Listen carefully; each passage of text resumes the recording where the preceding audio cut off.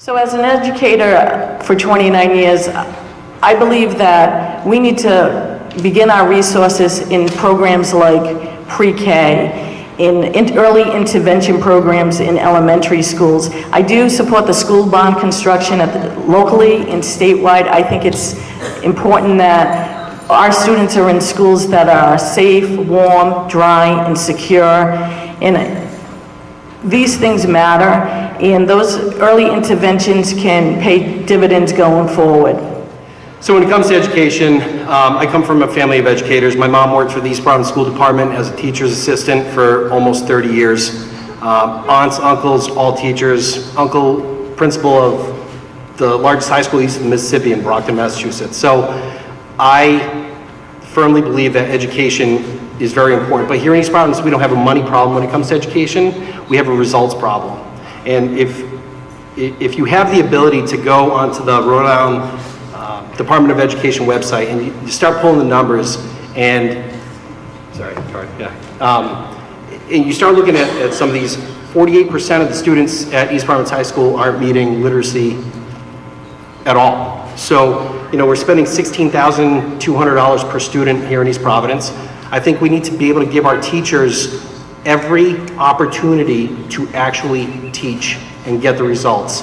So it's not about the teachers union or the administration. It's about actually giving the teachers the ability to teach and get proven results. Thank you. Did you want to respond? Yeah, I would like to add.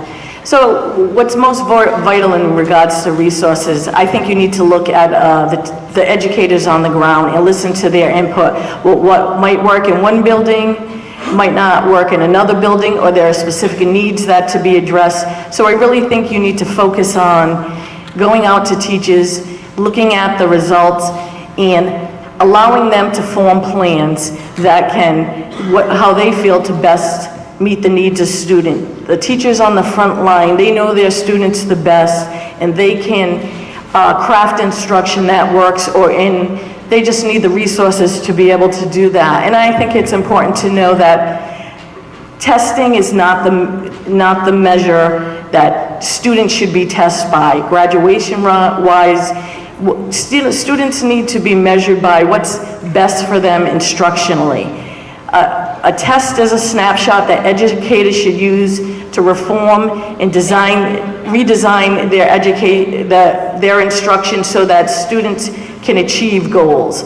So what's really important is listening to the people on the ground. Thank you. Thank you. Just one, I agree with what Val said. We're teaching students to a test instead of teaching them and preparing them for the real life, which your boss isn't going to come up to you and give you a test and grade you on it. So we need to get these kids prepared for the real world, because the real world is not a safe little school environment. It's brutal. So I think that's what we need to do.